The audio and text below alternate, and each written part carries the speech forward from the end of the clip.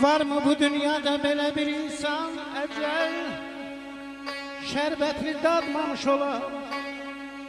Vefasız dünyanın mal devleti için yaxşını yamana katmamış ola.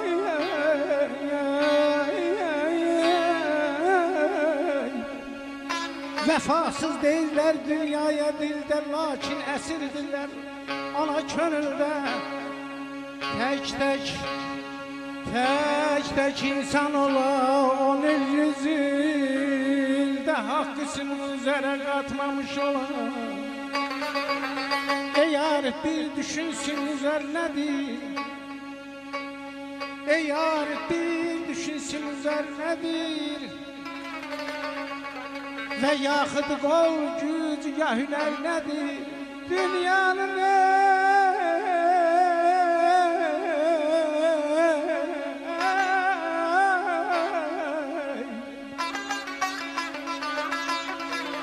dünyanın malı için qəm kədər nedir? Elə iş tut, o işə çatmamış ola. Dünyadan yapışma başka nefesle,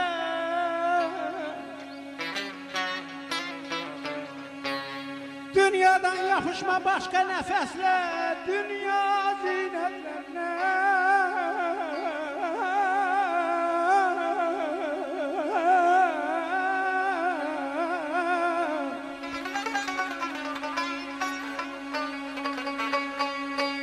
Dünya zinetlenər quru nəfəslə, mail dostluq elə belə bir kəslə, haramı halala qatmamış Allah.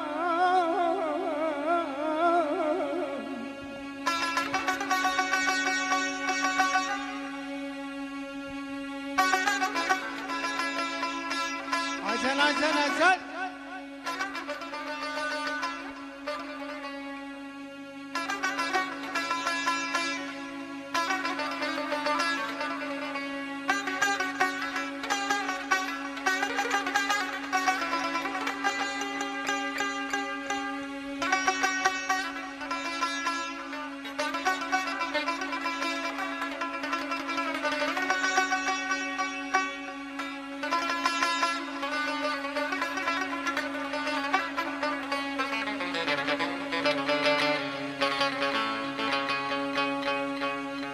Bir arzum var şey aça gül bite, ter yasemen dosttan dosta pay ola, bulut bata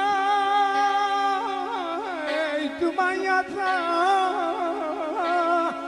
çenede güneş ola, ulduz ola, ay ola. İnsafdır mı yaxşı ata yaxşını, yaxşı gələn yaxşı tuta yaxşını.